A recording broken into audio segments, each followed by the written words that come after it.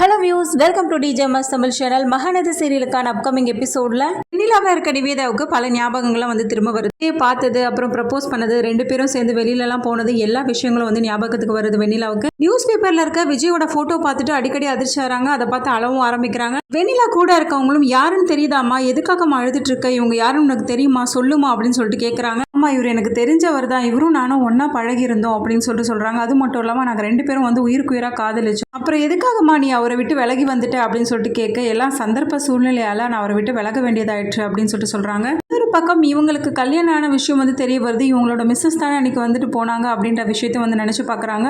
அதுக்கப்புறம் மற்றவங்க கிட்டேயும் வந்து கலந்து ஆலோசிக்கிறாங்க. இந்த விஷயத்தை நிவேதா கிட்ட நம்ம சொல்ல தேவையில்ல, அந்த பிள்ளைக்கு கல்யாணம் ஆயிடுச்சுன்னு சொல்லிட்டு இந்த பிள்ளைக்கு தெரிய வந்ததுன்னா கண்டிப்பாக பழைய நிலைமைக்கு கூட போகிறதுக்கு சான்சஸ் இருக்குது. அதனால் இப்போதைக்கு நம்ம வந்து மறைக்கிறது தான் நல்லது அப்படின்னு சொல்லிட்டு முடிவு பண்ணுறாங்க. இன்னொரு பக்கம் காவேரி பண்ணுற ஒவ்வொரு விஷயத்தையும் வந்து ரசிக்க ஆரம்பிக்கிறார் விஜய்.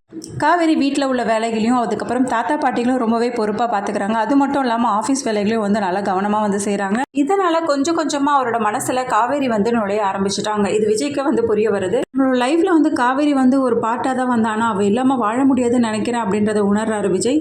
கண்டிப்பாக இந்த அக்ரிமெண்ட்டை பற்றி நம்ம பேசி ஆகணும், கண்டிப்பாக காவேரியை இந்த வீட்டை விட்டு நம்ம அனுப்பக்கூடாது அப்படின்றதையும் முடிவு பண்ணுறாரு. அடுத்ததாக வரப்போகிற எக்ஸாமில் எம்முலா நல்லபடியாக படித்து பாஸ் பண்ணிடுறாங்க. அதுக்கப்புறம் காவேரி கிட்ட வந்து பேசுகிறாங்க. அக்கா, நான் இந்த எக்ஸாமில் பாஸ் பண்ணிட்டேன்ல, நான் கேட்டது நீ கண்டிப்பாக நிறைவேற்றுவல அப்படின்னு சொல்லிட்டு, எம்முலா நீ பாஸ் பண்ணது எனக்கு ரொம்ப சந்தோஷம், இன்னும் நிறைய எக்ஸாம் இருக்குல்ல, அது எல்லாத்தையும் வந்து ஃபினிஷ் பண்ண, அதுக்கப்புறமா நம்ம கண்டிப்பாக உன்னோட ஆசையை நான் நிறைவேற்றுறேன் அப்படின்னு சொல்லிட்டு வாக்கு கொடுக்குறாங்க.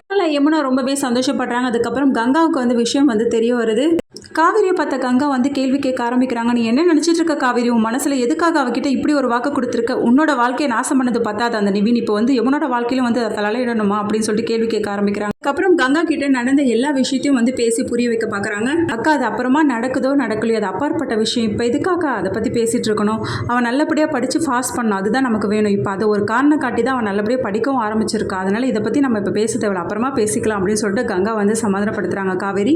இன்னொரு பக்கம் காவேரி எப்படியாவது இந்த வீட்டை விட்டு அனுப்பணும் அப்படின்ற சமயத்தில் ஒரு தகவல் வந்து கிடைக்குது.